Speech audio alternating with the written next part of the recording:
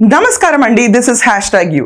తెలంగాణలో మహాలక్ష్మి పథకం కింద ఇప్పటిదాకా స్త్రీలకు, ట్రాన్స్జెండర్లకు, పిల్లలకు ప్రతి ఒక్కరికి ఇంటర్ స్టేట్ ఎక్కడ కావాలంటే అక్కడికి వెళ్ళటానికి ఫ్రీ బస్ సర్వీస్ తెలంగాణ ప్రభుత్వం మనకు అందజేస్తూనే ఉంది.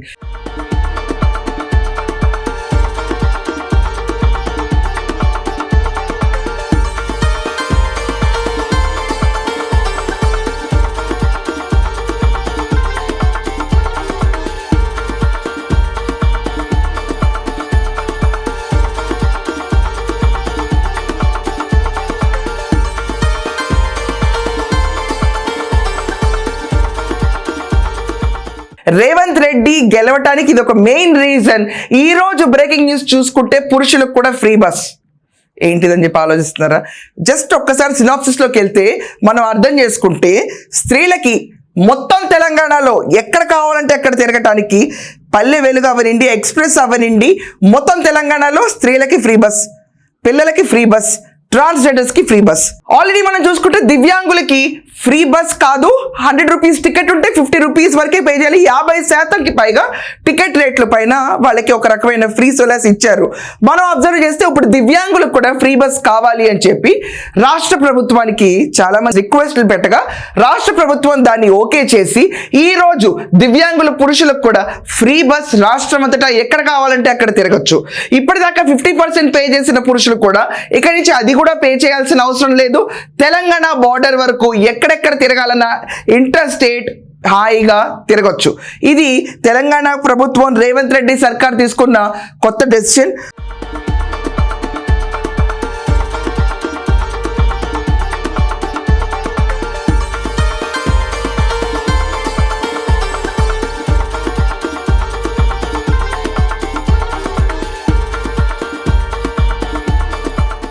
ఇదివరకటి రోజుల్లో మనం అబ్జర్వ్ చేస్తే ఫ్రీ బస్ సదుపాయం పెట్టక ముందు 25 నుంచి 35 లక్షల వరకు రేంజ్లో పీపుల్ బస్ జర్నీ చేస్తే, కానీ ఫ్రీ బస్ మహాలక్ష్మి పథకం కింద పెట్టిన తర్వాత 60 లక్షల దాకా మహిళలు ట్రావెల్ చేయడం మొదలుపెట్టారు.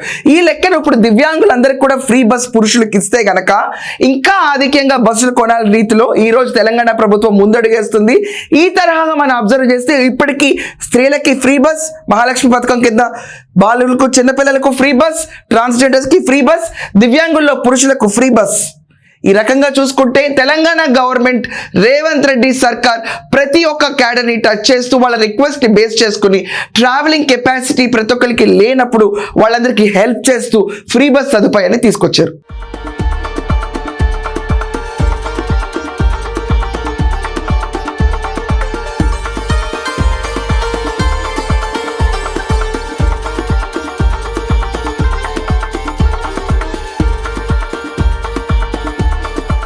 తెలంగాణలో మహాలక్ష్మి పథకం కింద ఇప్పటిదాకా స్త్రీలకు, ట్రాన్స్జెండర్లకు, పిల్లలకు ప్రతి ఒక్కరికి ఇంటర్ స్టేట్ ఎక్కడ కావాలంటే అక్కడికి వెళ్ళటానికి ఫ్రీ బస్ సర్వీస్ తెలంగాణ ప్రభుత్వం మనకు అందజేస్తూనే ఉంది.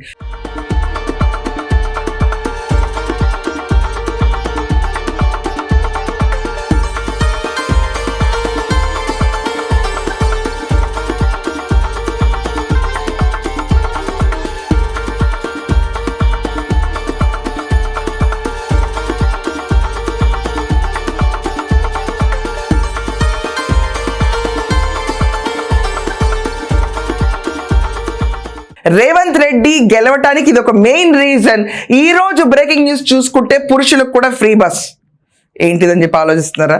జస్ట్ ఒక్కసారి సినాప్సిస్లోకి వెళ్తే మనం అర్థం చేసుకుంటే స్త్రీలకి మొత్తం తెలంగాణలో ఎక్కడ కావాలంటే అక్కడ తిరగటానికి పల్లె వెలుగు అవనండి, ఎక్స్ప్రెస్ అవనండి, మొత్తం తెలంగాణలో స్త్రీలకి ఫ్రీ బస్, పిల్లలకి ఫ్రీ బస్, ట్రాన్స్జెండర్స్కి ఫ్రీ బస్.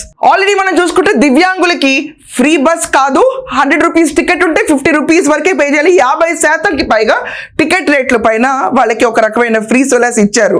మనం అబ్జర్వ్ చేస్తే ఇప్పుడు దివ్యాంగులకు కూడా ఫ్రీ బస్ కావాలి అని చెప్పి రాష్ట్ర ప్రభుత్వానికి చాలా మంది రిక్వెస్ట్లు పెట్టగా రాష్ట్ర ప్రభుత్వం దాన్ని ఓకే చేసి ఈ రోజు దివ్యాంగుల పురుషులకు కూడా ఫ్రీ బస్ రాష్ట్రం అంతటా ఎక్కడ కావాలంటే అక్కడ తిరగచ్చు. ఇప్పటిదాకా 50% పే చేసిన పురుషులు కూడా ఇక్కడి నుంచి అది కూడా పే చేయాల్సిన అవసరం లేదు. తెలంగాణ బార్డర్ వరకు ఎక్కడెక్కడ తిరగాలన్నా ఇంటర్ స్టేట్ హాయిగా తిరగచ్చు. ఇది తెలంగాణ ప్రభుత్వం రేవంత్ రెడ్డి సర్కార్ తీసుకున్న కొత్త డెసిషన్.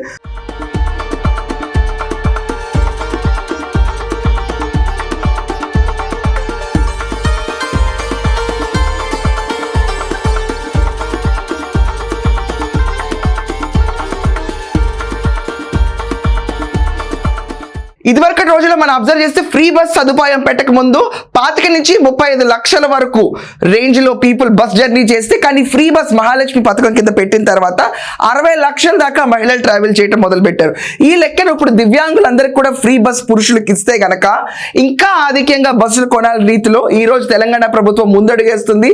ఈ తరహాగా మనం అబ్జర్వ్ చేస్తే ఇప్పటికీ స్త్రీలకి ఫ్రీ బస్ మహాలక్ష్మి పథకం కింద, బాలులకు చిన్నపిల్లలకు ఫ్రీ బస్, ట్రాన్స్జెండర్స్ కి ఫ్రీ బస్, దివ్యాంగుల్లో పురుషులకు ఫ్రీ బస్.